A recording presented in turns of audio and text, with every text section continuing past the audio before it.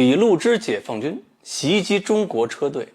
他们跟中国有何冤何仇？中亚反恐，我们要不要有新的作风？各位网友，大家好，我是刘小飞。前一段时间，巴基斯坦俾路支省突然发生了自杀式炸弹袭击，目标呢是一辆载有中国公民的这个汽车。事发之后几小时，就被很多国家列为恐怖组织的俾路支解放军就公开宣布对此事负责。俾路支解放军呢，以前对中国的领事馆和人员发起恐怖袭击，这已经不是第一次了。而且呢，根据他们前一段时间的宣言来看，这种袭击以后还会持续。在全球的各种恐怖组织中啊，最常见的两种，一种就是民族型恐怖主义组织，另一种呢就是宗教狂热型。前一种就是要搞自己的民族独立，这个民族呢可能在这个国家里边不算多数民族，别的国家里边看看有些民族能独立，为什么自己不行？所以他们老想的是独立建国。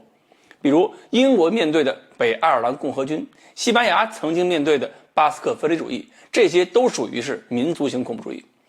这些恐怖组织的目标都是地区性的，他们没有打算在这个国家或者是自己的要求范围之内搞一个全球性的活动，不想扩大范围。而后者就是宗教极端主义的，他们所波及的范围就不仅仅是区域性的，而是要打击全球任何持不同信仰和观念的人。俾路支解放军呢，就属于前面这一种。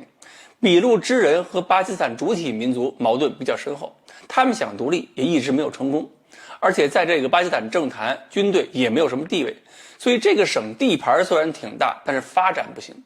而且和中央政府关系一直对立。当年呢，苏联入侵阿富汗的时候，巴基斯坦的身份又有点特殊，它是作为美国的伙伴，成为了全球反苏阵营进入阿富汗之前的一个大本营。所以呢，苏联人为了报复巴基斯坦，就扶植起来这么一支俾路支解放军。俾路支解放军这些人既然是典型的民族型恐怖组织，他们主张建国的地方呢，其实离中国还挺远，按说应该和中国没有什么仇恨才对。但是这些人认为自己的敌人是巴基斯坦政府，那么敌人的朋友也是敌人，谁和巴基斯坦政府关系密切，谁帮助巴基斯坦发展经济，谁就是他们的敌人。按照网上的说法，这群人呢就是二极管思维。另外呢，他们背后还有一个重要的支持，就是印度。印度的思维方式也是这样，既然俾路支解放军跟巴基斯坦是有仇的，那么印度就要想办法去支持这支俾路支解放军。所以呢，印度向他们提供的是资金、培训基地，还有训练方面的各个援助。有解放军同志这两天告诉我，他们以前观察到的情况就是，俾路支解放军的作战人员曾经能够在悬崖峭壁上攀岩进行渗透，渗透之后再发起恐怖袭击。如果不是某些大国给他们做专业特种培训，他们没有这样的身手。正好印度山地部队这方面的经验也非常丰富，在和巴基斯坦对峙过程中，印度山地部队把自己的这种攀登技巧练得也还行。只不过呢，这次瓜达尔爆炸案所使用的肯定不是俾路支解放军的核心力量，因为这种专业人员牺牲了，对他们来讲损失不起。他们这次用的应该是可牺牲的外围人员，在中东也好，在中亚也好，鼓动一些年轻人通过洗脑方式让他们穿上这种自杀炸弹背心进行恐怖袭击，也是很常见的套路。不过呢，上次对水库项目的袭击啊，可能还真不是他们干的，因为俾路支解放军呢已经公开否认了那次袭击。而且这类恐怖组织发起袭击之后，目的都是要树立自己的恐怖名声，有时候不是他们干的，他们自己都要先认了再说，所以基本上没有自己干了反而不认的道理。所以呢，上次他们也说了，那件事不是他们干的，而中国和巴基斯坦如果继续保持合作，他们会坚决的袭击中国目标。所以8月20号这一次，他们真是把自己的话落实了。换句话说呀，目前在巴基斯坦境内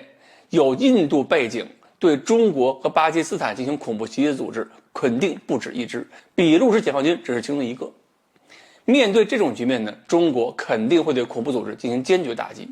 过去呢，我们对境外恐怖组织的打击手段都是通过国际合作方式，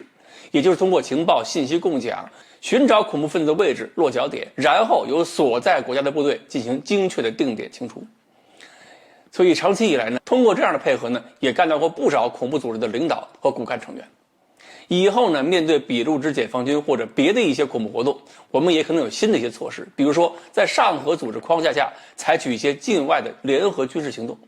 我们搞了那么多跨国的联合军演，就是为了发挥这个作用。海外用兵这种事儿呢，反正早晚都得有，用俾路支解放军开刀，理由也很充分。另外呢，更大规模的情报合作也需要开展，包括在阿富汗方面也要争取支持。既然塔利班说了不允许任何恐怖组织在阿富汗从事反华活动，又说希望中国帮助阿富汗搞战后重建，那么这件事情也是塔利班的一个好机会，可以让他们证明一下对中国的态度。好，关于俾路支解放军的历史，还有中国反恐应该采取的立场，我们今天呢就说到这里。